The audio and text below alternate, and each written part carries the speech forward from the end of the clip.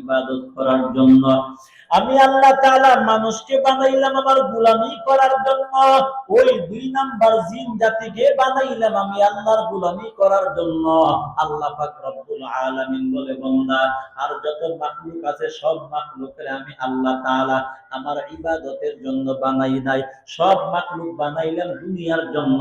ওই মাখলুকগুলি দুনিয়াতে খাওয়া দাওয়া করবে, আমার মরে যাবে, তাদের জন্য কিছু নাই। আমি আল্লাহ ইবাদতের জন্য শুধুমাত্র বানাইলাম 2টা জাতি। 1 নাম্বার হলো মানুষ, 2 নাম্বার হলো জিন জাতি। আল্লাহ তাআলা বলেন, আমি আল্লাহ জায়গাও বানাইলাম 2টা, জান্নাত বানাইলাম আমি আল্লাহ তাআলা, জাহান্নাম বানাইলাম।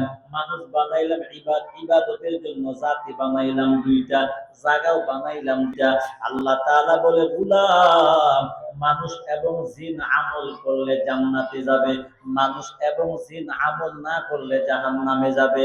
এই জন্য আল্লাহ পাক রব্বুল আলামিন বলে, সব মাখলুকরে বানাইলাম দুনিয়ার জন্য, জিন এবং মানুষকে বানাইলাম একমাত্র আমি আল্লাহকে আমল দিয়া বন্ধু বানাবার জন্য।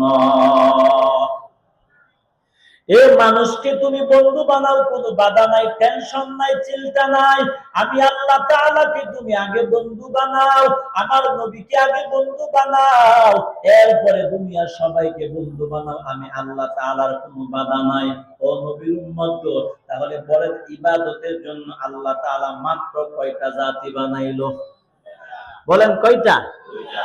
জিন জাতি এবং আমাদেরকে আল্লাহ তাআলা আমাদেরকে ইবাদতের জন্য বানাইলো, এবং জিন জাতিকে আল্লাহ তাআলা ইবাদতের জন্য বানাইলো।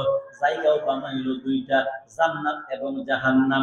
আল্লাহ তাআলা বলে, আমল করিয়া যদি তোমরা কবরে যাও জান্নাত পাইবা, আমল না করিয়া যদি কবরে যাও জাহান্নামের আগুনে জ্বলবা। এই জন্য আল্লাহ পাক রব্বুল আলামিন বলে, 2টা জাতিকে বানাইলাম একমাত্র আমি আল্লাহর ইবাদত করার জন্য। আমরা মানুষ যেমন বিভিন্ন ভাবে কোরআন তিলাওয়াত করি, জিন জাতি কিন্তু আমাদের মতো একটা স্বতন্ত্র জাতি। আমরা যেমন কোরআন তিলাওয়াত করি, জিন জাতির মধ্যে একদল আছে তারাও কোরআন তিলাওয়াত করে। আমরা যেমন নামাজ আদায় করি, জিন জাতির মধ্যে যারা মুসলমান তারাও নামাজ আদায় করে। আমরা যেমন ব্যবসা করি তারাও করে। আমরা যেমন বিবাহ শাদী করি, জিন জাতির মধ্যে তারাও বিবাহ শাদী করে। আমরা যেমন সন্তান জন্ম দিই, জিন জাতির তারাও বিবাহ করিয়া সন্তান জন্ম দেয়।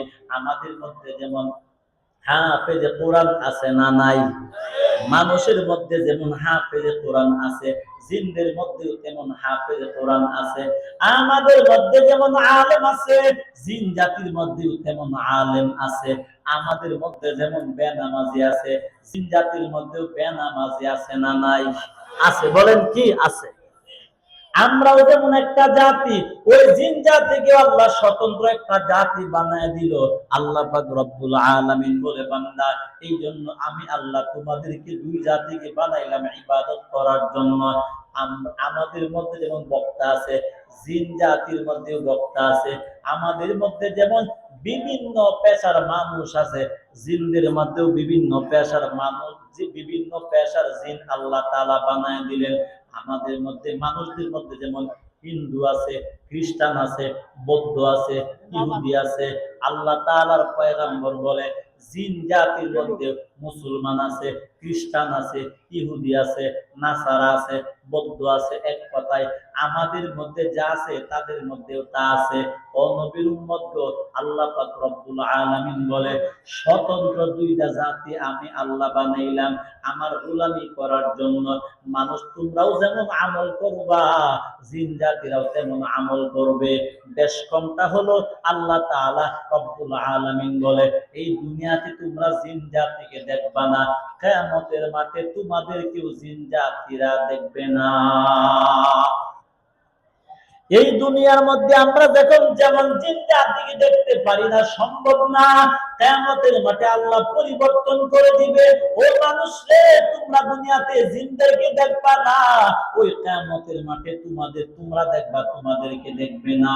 আল্লাহ পাক রব্বুল আলামিন বলে, জিন এবং মানুষ ছাড়া যত জাতি আছে সমস্ত জাতির জান্নাত জাহান্নাম নাই। জোরে বলেন আছে নাই? গরু ছাগলের জান্নাত জাহান্নাম নাই।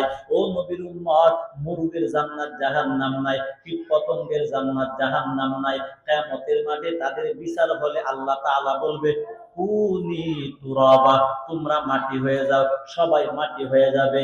ওই বিষয়টা দেখিয়া কাফেররা বলবে ওয়ায়াকুলুল কাফিরু ইয়া লাইতানি কুনতু তুরাবা।